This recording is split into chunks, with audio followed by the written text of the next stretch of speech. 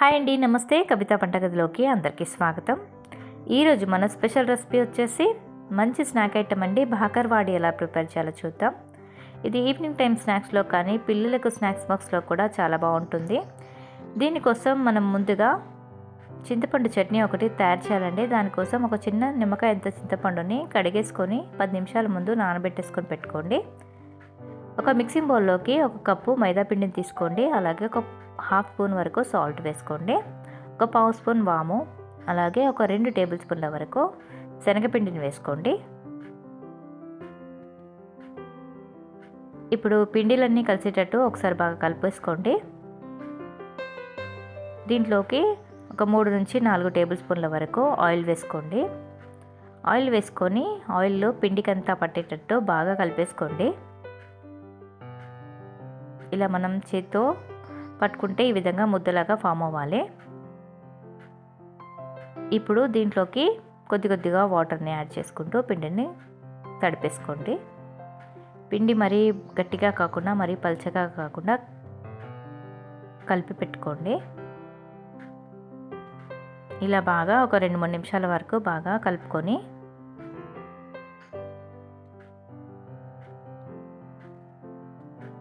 మూత పెట్టేసుకొని ఒక 10 నిమిషాలు పక్కన పెట్టేసుకోండి.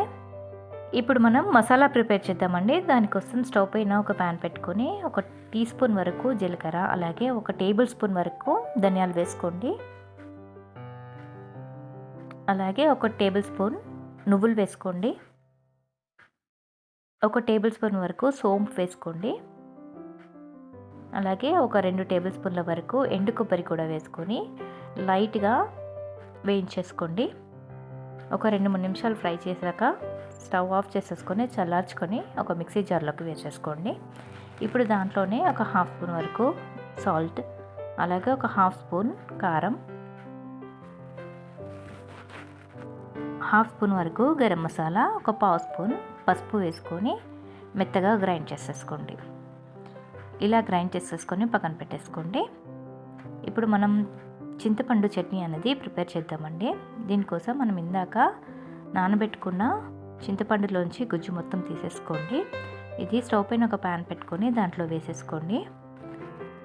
మనం ఎంత చింతపండు అయితే తీసుకున్నామో అంత బెల్లం కూడా వేసుకొని చింతపండు రసంలో బెల్లంని మొత్తం కరిగించేసుకోండి. ఇలా ఒక 2-3 నిమిషాలు మనం కరిగించుకున్నాక కొంచెం చిక్కబడుతుందండి. ఇప్పుడు స్టవ్ ఆఫ్ చేసేసుకొని ఒక గిన్నెలోకి వేసేసుకోండి. ఇప్పుడు మనం ఇందాక తడిపి పెట్టుకున్న పిండిని ఇలా ఈక్వల్ పార్ట్స్ లాగా డివైడ్ చేసేసుకోండి. అందులోంచి ఒక పార్ట్ తీసుకొని పొడి పిండి చల్లుకుంటూ ఈ విధంగా చపాతీలాగా రోల్ చేసుకోండి.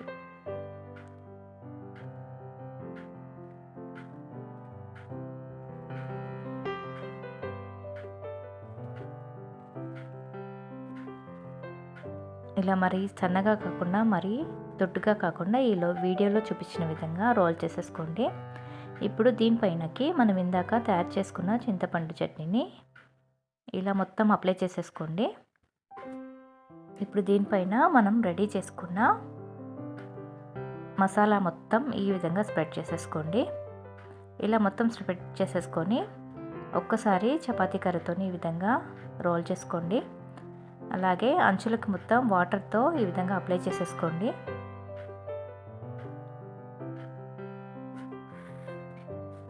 ఇలా అప్లై చేసేసుకొని ఈ వీడియోలో చూపించిన విధంగా ఎయిర్ గ్యాప్స్ ఏమీ లేకుండా ఈ విధంగా రోల్ చేసేసుకోండి.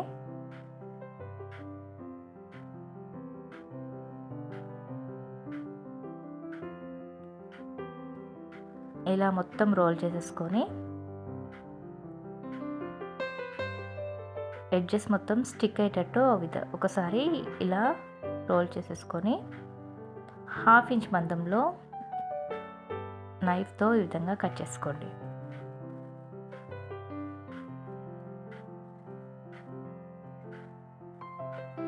ఇలా కట్ చేసుకొని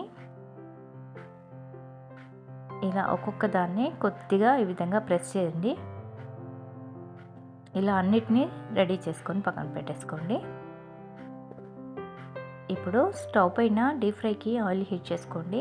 ఆయిల్ బాగా హీట్ అయ్యాక ఇలా మనం తీసుకున్న ఆయిల్కి తగ్గట్టుగా బాకర్వాడి వేసుకోండి. స్టవ్ని మీడియం ఫ్లేమ్లోనే పెట్టుకొని అటు ఇటు తిప్పుతూ ఈ విధంగా ఫ్రై చేసుకోండి. ఇలా క్రిస్పీగా గోల్డెన్ బ్రౌన్ కలర్లోకి వచ్చాక ఆయిల్ నుంచి తీసేసుకుంటే సరిపోతుందండి. అంతే అండి, తీయగా పుల్ల పుల్లగా కారం కారంగా ఉండే బాకర్వాడి రెడీ అయినట్లే. పిల్లలు చాలా ఇష్టంగా తింటారు. ఈ వీడియో మీకు యూస్ఫుల్గా ఉంది అనుకుంటే please like, share and subscribe my channel for more videos. Thanks for watching.